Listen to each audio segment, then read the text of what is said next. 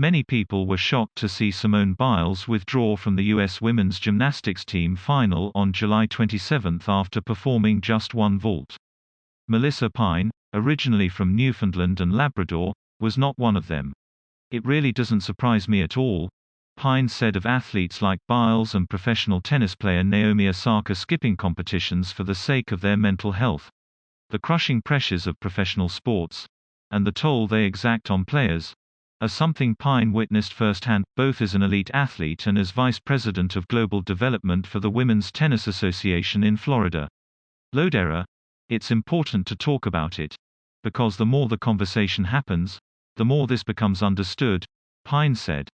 Preparing young girls for a career in professional sports, and the pressures that entails, is paramount, Pine says, and is something the WTA has been taking seriously since the turn of the century.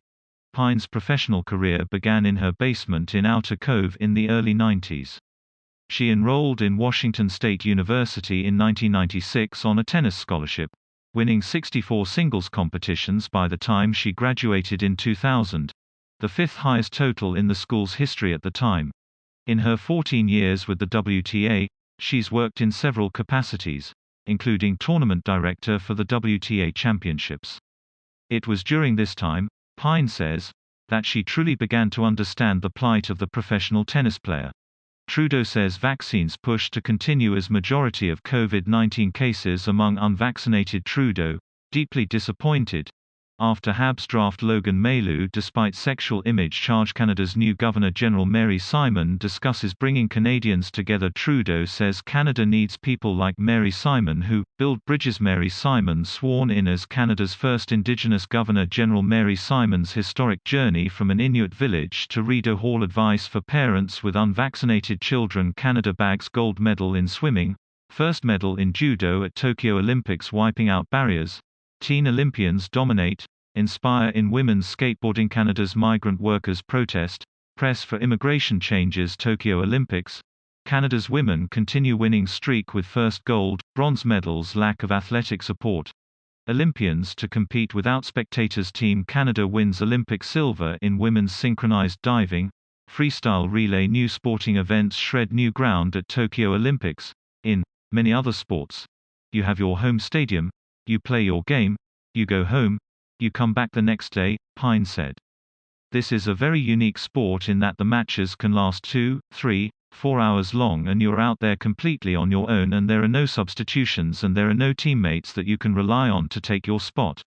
Having to fly significant distances on a frequent basis is another source of stress, Pine said.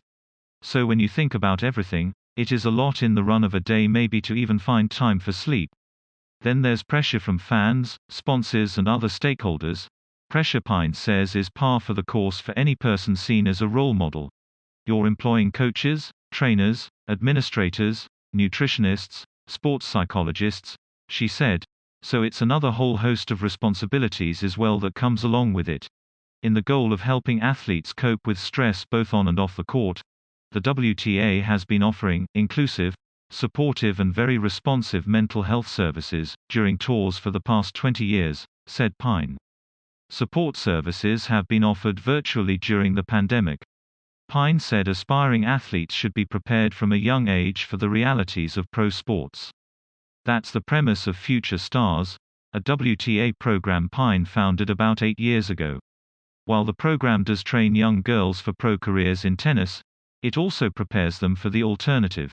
A very small percentage of young athletes will end up having successful pro careers, Pine said. So then what? What do you turn to after that? Pine noticed over the years that athletes who eat, sleep and breathe their sport often end up with an underdeveloped skills in other areas. Future Stars seeks to develop young girls' skills on and off the court so they can find other pathways within the world of pro sports. As they are developing and aspiring to be professionals, they're also learning life skills. They're learning about the challenges that they will face, Pine said.